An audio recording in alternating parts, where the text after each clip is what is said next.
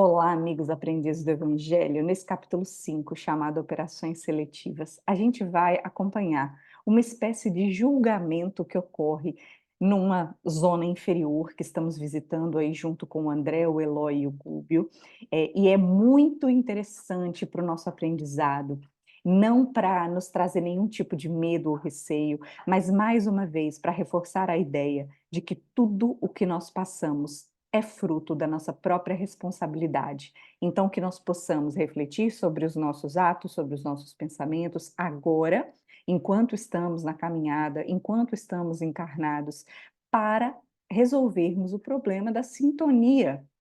Isso para que a nossa sintonia permita que nós sejamos acolhidos em um lugar mais agradável do que esse que nós estamos visitando neste capítulo do livro.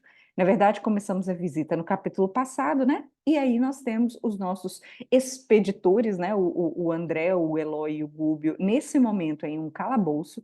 Eles aguardaram longas horas, diz o André, em um compartimento escuro, por esse momento de julgamento, antes deles serem conduzidos para essa operação, como diz o capítulo, né, operação seletiva, eles ficaram esperando em silêncio, sem conversações. O André diz que eles aproveitaram esses momentos em meditações e preces.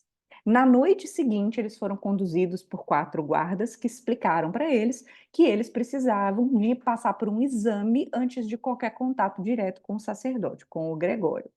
E eles entraram então no recinto que ia acontecer esse evento que nós vamos acompanhar nesse capítulo, e o André descreve que lá tinham algumas dezenas de entidades em condições deploráveis, destacando que o perispírito delas tinha a mesma opacidade do que o corpo físico. Então, sem brilho, né, com todas as mazelas que a gente traz da experiência humana, né, que uma vez que nós estejamos aqui e tenhamos doenças, deficiências diversas do organismo físico, uma vez que nós desencarnamos, a forma como nós vamos nos apresentar do lado de lá depende muito mais da nossa sintonia espiritual do que nós apresentamos aqui como mazela física. No caso deles, como a gente está falando de entidades extremamente sofredoras, eles levam todas essas mazelas na íntegra e, por vezes, até mais escancaradas, denunciando, de certa forma, a inferioridade que eles trazem no coração. Então, o André descreve os estigmas da velhice, da moléstia e do desencanto que perseguem a experiência humana, ali triunfavam perfeitos. Isso para dar uma ideia, um panorama assim do que ele estava enxergando. Aí diz ele que alguns servidores da casa separavam em vários grupos as pessoas desencarnadas que entrariam em seleção para o julgamento oportuno, na hora certa, e o Gúbio explicou para eles. Presenciamos uma cerimônia semanal dos juízes implacáveis que vivem aqui. A operação seletiva realiza-se com base nas irradiações de cada um, ou seja, na energia que o perispírito transparece. Ele diz: os guardas, compondo grupos diversos, são técnicos especializados na identificação de males numerosos. Não estamos falando de males em aspecto físico, estamos falando de defeitos morais, através, diz ele, das cores que caracterizam o halo dos espíritos ignorantes, perversos e desequilibrados. O tipo de irradiação. Estamos falando de frequência, estamos falando de sintonia. Continua o Gúbio. A divisão, para facilitar o serviço judiciário, é por isso mesmo das mais completas. E essa é uma coisa importante que a gente destaque novamente, já comentei antes. É, eles são muito organizados e muito disciplinados, então o respeito por todas essas atividades do mal precisa prevalecer. Da mesma forma que a gente respeita a atividade dos espíritos do bem, é necessário respeitar as atividades dos espíritos do mal, como estamos vendo aqui na prática, o Gúbio guiando o André e o Eloy para que ajam conforme as regras deles. Eles não entraram erguendo bandeiras e falando: viemos aqui para salvar, viemos aqui para resgatar. Não, entraram humildemente, estão passando pelo processo que a gente vai ver aqui. Espíritos inferiores passam e estão ali quietinhos, com todo respeito pelo processo daquele ambiente. Bom, e Eles passaram por essa prévia, só que continuaram juntos, os três, né, o Eloy, o Gúbio e o André, pelo tipo de apresentação que eles tinham, né, pelo tipo de energia, na separação que foram fazendo, os três permaneciam juntos, né, demonstrando que estavam passando ali pelas mesmas irradiações. E o André, um pouco incomodado, né, querendo mais explicações sobre aquela situação, pergunta: todas essas entidades vieram para cá constrangidas, como se fossem obrigadas a ir? E o Gúbio vai explicar que seja um destaque muito importante para a gente, primeiro destaque importante desse capítulo. André, cada mente vive na companhia que elege. Cada mente vive na companhia que elege, que escolhe. A maioria das almas asiladas aqui vieram obedecendo às forças de atração, incapazes de perceber a presença dos benfeitores espirituais, que estão, afinal, em toda parte, mas que, aqui ele explicando, militam entre os homens encarnados em tarefas de renunciação e benevolência. Por que eles não conseguiam ver esses benfeitores? Porque o teor vibratório deles mesmos estavam baixos pelas escolhas que fizeram. Então, como eles não conseguiam ter acesso a esses benfeitores, não encontraram senão o manto de sombra em que se envolveram e, desvairadas, sozinhas, procuraram as criaturas desencarnadas que com elas se afinam, agregando-se naturalmente a esse imenso cortiço, com toda a bagagem de paixões destruidoras que lhes marcam a estrada. Chegando lá, porém, chegando aqui, no caso o Gubi explicando, sofrem a vigilância de inteligências poderosas e endurecidas que imperam ditatorialmente nessas regiões, onde os frutos amargos da maldade e da indiferença enchem o celeiro dos corações desprevenidos e maliciosos. Essas entidades sofredoras não ficaram perdidas, elas chegaram num local, num agrupamento, nessa espécie de cidade que nós estamos visitando junto com eles agora, que é uma cidade organizada, que tem ali uma governança, tem ali, inclusive, uma governança firme e ditatorial, que age, que eles vão citar aqui algumas vezes, governo do mundo. Eles agem com autoridade sobre esses seres. Só que o que o André quer nos mostrar por meio dessa descrição é que essa autoridade, essa capacidade que uma pessoa tem de subjugar a outra, a que está sendo subjugada, não é uma vítima. Ela está explicitamente denunciada pela condição com a qual viveu, pelo tipo de energia que escolheu durante a sua vivência, pelos atos que escolheu praticar. Que isso fique bem claro na nossa cabeça nesse capítulo. E o André descreve, pergunta de novo, né? Por que motivos Deus dá atribuições de julgadores a espíritos despóticos? Essa pergunta, de certa forma, já veio antes. Como é que Deus permite um julgamento desses, onde quem está condenando é inferior também? E o Gubi responde com uma outra pergunta. Quem se atreveria a nomear um anjo de amor para exercer o papel de carrasco? Além disso, cada posição além da morte é ocupada por aquele que a deseja e procura. No caso desses que são líderes, é aquilo que eles ainda se comprazem em fazer, como nós já explicamos anteriormente, essas agregações que são formadas de maldade, na qual o Gregor já está aí como líder há muito tempo, e lembrando lá de uns 3 capítulos atrás, já tem 50 anos que ele começou a ter tédio dessa posição que ele está. 50 anos que a mãe dele já percebe uma possibilidade de ajuda. Olhando ao redor, o André descreve que a alma dele ficou toda tristinha, porque ele descreve na comunidade das vítimas como se fossem animais raros para uma festa, separados assim, predominavam a humildade e a aflição. Mas entre os sentinelas que nos rodeavam, que estavam vigiando, a peçonha da ironia transbordava. Palavrões eram desferidos desrespeitosamente a esmo.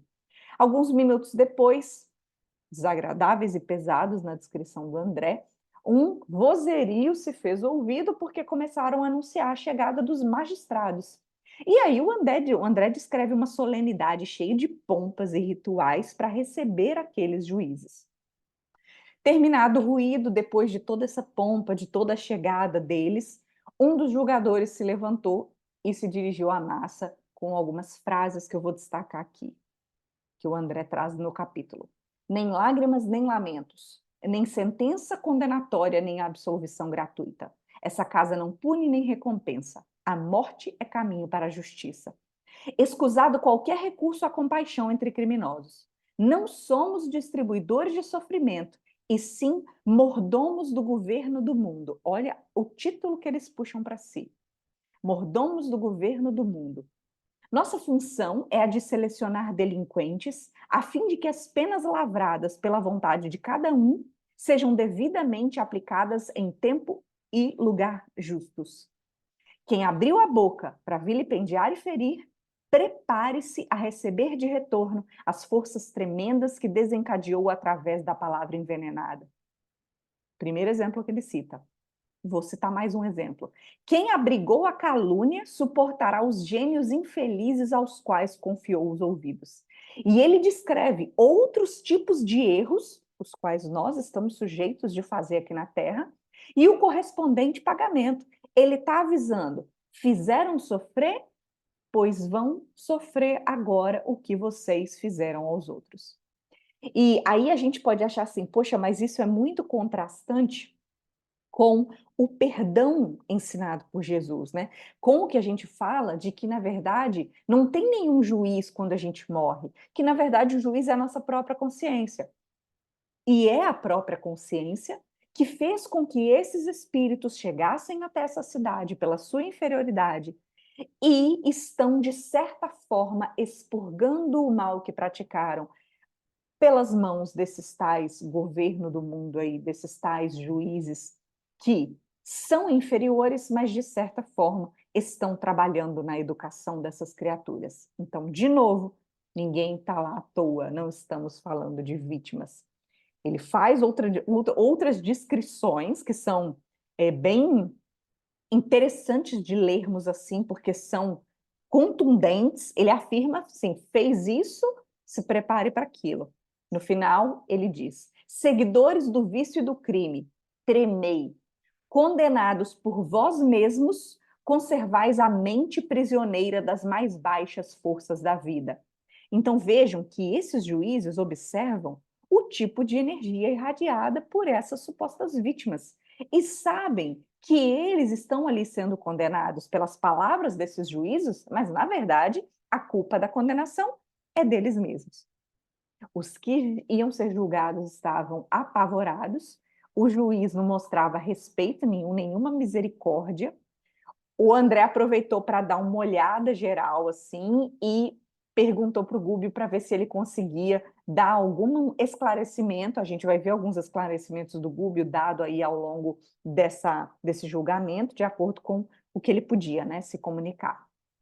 Aí olha que interessante que o Gúbio explica. O julgador conhece as leis magnéticas muito bem. Nas esferas inferiores, conhecendo essas leis magnéticas, ele usa para hipnotizar as vítimas em sentido destrutivo, apesar de usar, como vemos, a verdade contundente. Então, ele usa aquilo de olho por olho, dente por dente, sofreu, vai pagar, só que, na verdade, não existe vítima porque ele está falando a verdade. E ele usa todo esse poder magnético, que a gente vai ver aqui um exemplo bem prático, para subjugar essas pessoas que trazem a consciência pesada. E o juiz continua: ninguém escapará aos resultados das próprias obras, quanto o fruto não cai longe da árvore. Amaldiçoados sejam pelo governo do mundo quem nos desrespeite as deliberações, decisões baseadas, aliás, nos arquivos mentais de cada um. Então, ele deixa muito claro que eles não estão inventando sentenças condenatórias. A condenação é proveniente das próprias consciências que estão ali. E, ouvindo mentalmente a queixa daqueles que estavam ali ouvindo, ficou bravo e falou: quem nos acusa de crueldade? Não será benfeitor do espírito coletivo o homem que se consagra à vigilância de um presídio? E quem sois vós, senão rebotalho humano? Não viestes até aqui conduzidos pelos próprios ídolos que adorastes? Nesse momento, galera começou a chorar, gritos atormentados, generalizou a expansão da dor. E o Gúbio, segurando, educado, com a mão ali no peito, diz o André, como se contivesse o coração.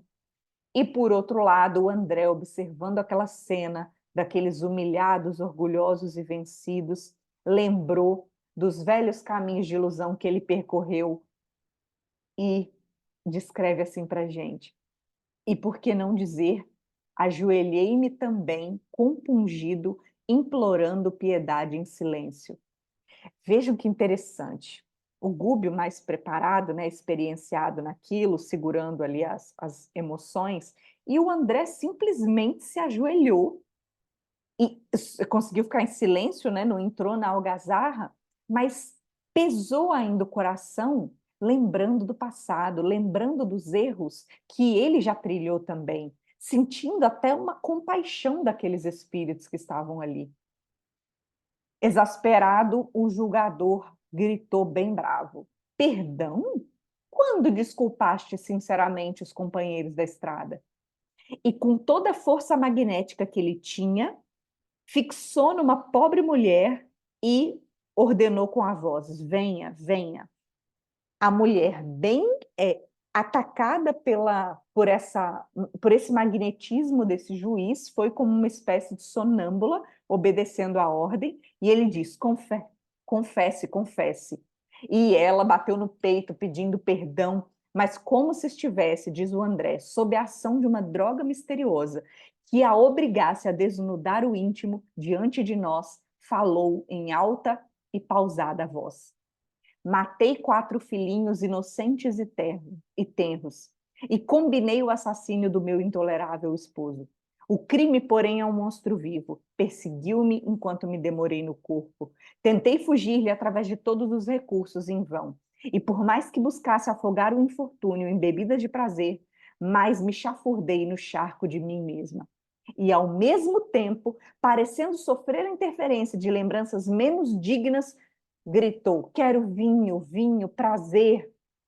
E, em vigorosa demonstração de poder, o magistrado asseverou: como libertar semelhante fera humana ao preço de rogativas e lágrimas?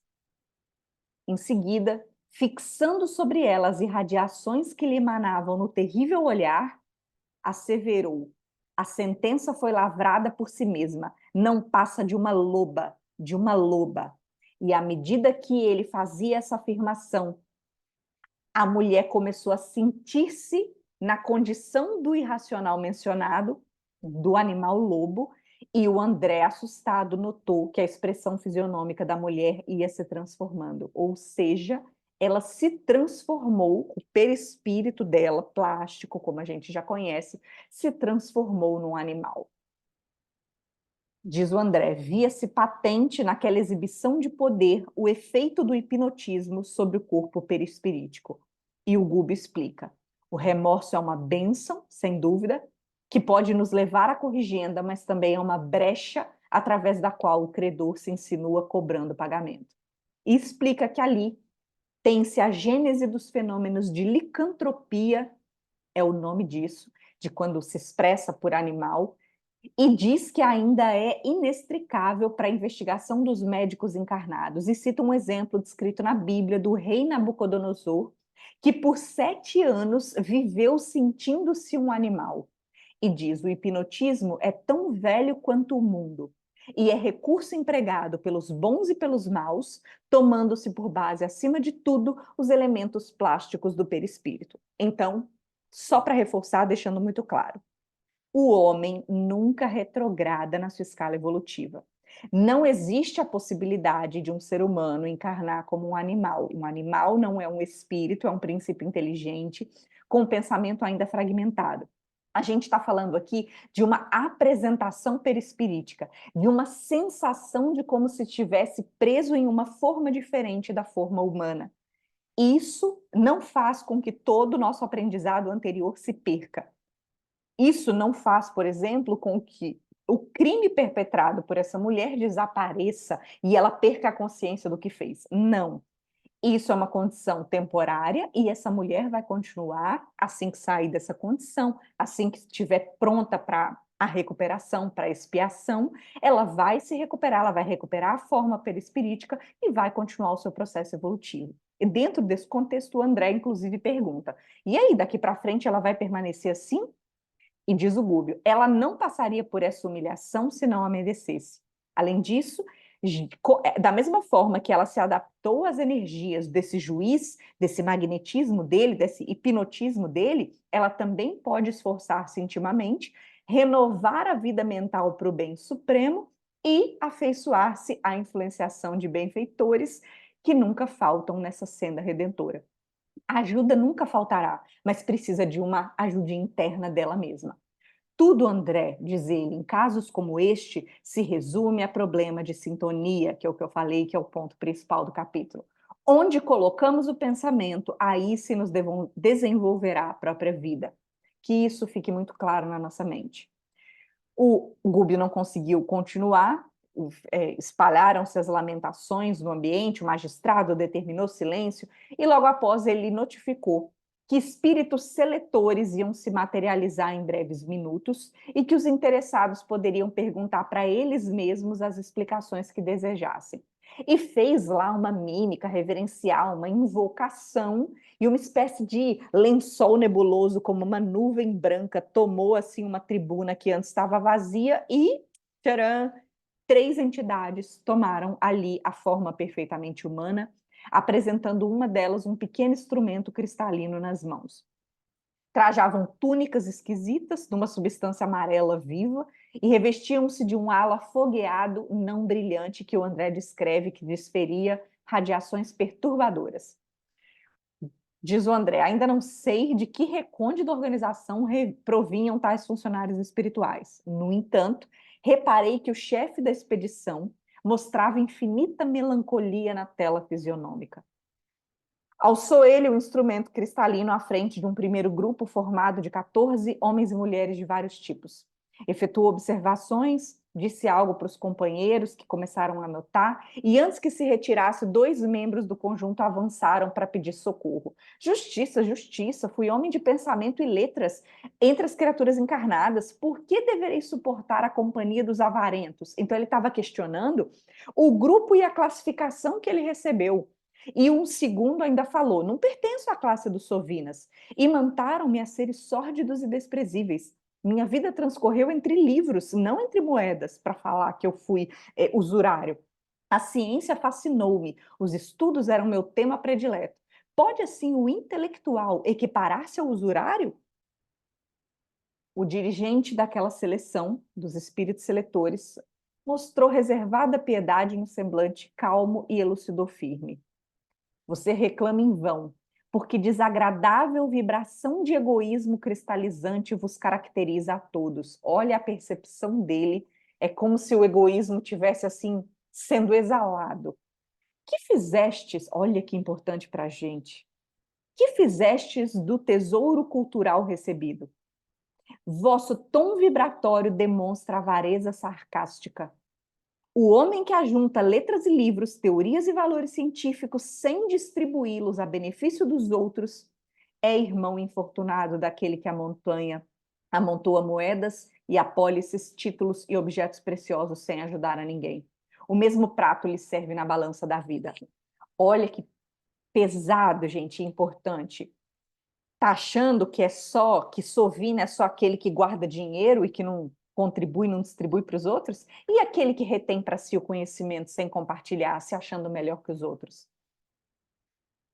Que pesado, né? Passando a uma outra formação de cerca de 8 pessoas, já vem um bravo reclamando também, querendo dizer que estava sendo injustiçado. E pergunta: que ocorre nesse recinto misterioso? Estou entre caluniadores confessos quando desempenhei o papel de homem honrado. Criei família numerosa, nunca traí as obrigações sociais, fui correto e digno, e apesar de ter me aposentado desde cedo, cumpri todos os deveres que o mundo me assinalou. Quem me acusa? Outra espinhada boa. Diz o o selecionador. A condenação transparece de vós mesmos. Caluniastes vosso próprio corpo, inventando para ele impedimentos e enfermidades que só existiam na vossa imaginação, interessada na fuga ao trabalho benéfico e salvador. Debitastes aos órgãos robustos deficiências e moléstias deploráveis só para conquistares o repouso prematuro. Conseguistes quanto pretendíeis. Empenhastes amigos, subornastes consciências delituosas e obtivestes o descanso remunerado durante 40 anos de experiência terrestre, em que outra ação não desenvolvestes, senão dormir e conversar sem proveito. Agora é razoável que o vosso círculo vital se identifique ao de quantos se mergulharam no pântano da calúnia criminosa. Ele inventou doença e deu um jeitinho, ao jeitinho brasileiro que tantas vezes ocorre, para aposentar mais cedo, antes do que deveria, sendo que ele tinha forças para trabalhar. E com isso, agora paga. Porque ao invés de trabalhar, ao invés de dedicar a vida ao trabalho, que o trabalho é uma prece, né? Não, dedicou ao descanso. E, como já sabemos e repetimos algumas vezes, o ócio é caminho para a inferioridade, né? Mente vazia, oficina do diabo, outra forma de falar isso. E aí agora ele está entre os caluniadores. Último caso, descrito aqui no livro, alcança um grupo de mulheres e uma delas reclama também. Por que tamanha humilhação? Eu fui uma dona de casa, uma casa que me encheu de trabalho, voltei para cá cheia de considerações e vocês me colocam no meio dessas mulheres sem pudor? Que autoridades são essas que impõem a mim, dama de nobre procedência, o convívio de meretrizes? Ai, ai. E o cara, diz o André, dentro de uma calma que mais se avizinhava da frieza, declarou: estamos numa esfera onde o equívoco se faz mais difícil. Consultar a própria consciência, tipo assim, não estamos num lugar onde a gente se engana. Teria sido realmente a padroeira de um lar respeitável? O teor vibratório assevera que as vossas energias santificantes de mulher, em maior parte, foram desprezadas. Vossos arquivos mentais se reportam a desregramentos emotivos em cuja extinção gastareis longo tempo. Ao que parece, o altar doméstico não foi bem o vosso lugar. E, nesse momento, os três selecionadores se aproximam do grupinho André, Eloy e Gúbio, e eu fico pensando que observando esse tipo de quadro, eu acho que daria um frio gigantesco na barriga com aqueles selecionadores chegando perto de mim, que possamos refletir. O que sentiríamos? Como será que seríamos classificados se estivéssemos nesse momento com esse aparelho chegando perto da gente para identificar a nossa irradiação? Ao nosso lado, diz o André, aplicou o instrumento em que se salientavam pequeninos espelhos e falou para os auxiliares, definindo-nos a nossa posição. Entidades neutras. Ufa! Fixou-nos, diz o André, penetrante fulguração de olhar, como se nos surpreendesse mudo as intenções mais profundas e passou adiante. E o Gubo esclareceu: não fomos acusados. Vai nos ser possível o engajamento no serviço desejado. O Eloy pergunta sobre aquele aparelho que estava sendo usado e ele explica. Trata-se de um captador de ondas mentais. A seleção individual exigiria longas horas, então as autoridades preferem fazer essa análise em grupo, o que se faz possível pelas cores e vibrações do círculo vital que nos rodeia a cada um. E o André? E por que nos considerou neutros? E o Gubi explica que o instrumento não consegue marcar a posição de mentes que já se transferiram para a esfera de onde eles vêm. É recurso para a identificação de perispíritos desequilibrados e não atinge a zona superior. E por fim, o André pergunta: mas por que se fala nessa casa em nome do governo do mundo? E o Gúbio: André, não te esqueças de que nos encontramos num plano de matéria tão densa e não nos círculos de gloriosa santidade. Não ignores a palavra evolução e lembra que os maiores crimes das civilizações terrestres foram cometidos em nome de Deus. Quantas vezes no corpo físico notamos sentenças cruéis emitidas por espíritos ignorantes em nome de Deus? Nós não precisamos nem falar, né? O tanto de guerras santas que já houveram e que ainda existem defendendo princípios supostamente divinos. Pouco a pouco, diz o André, a cerimônia terminou com a mesma imponência de culto externo em que havia começado, e sob a vigilância dos sentinelas, Eles voltaram ao ponto de origem, voltaram àquele calabouço, guardando inesperadas meditações e profundos pensamentos. Continuamos então essa saga no próximo capítulo com mais novidades. Abraço a todos.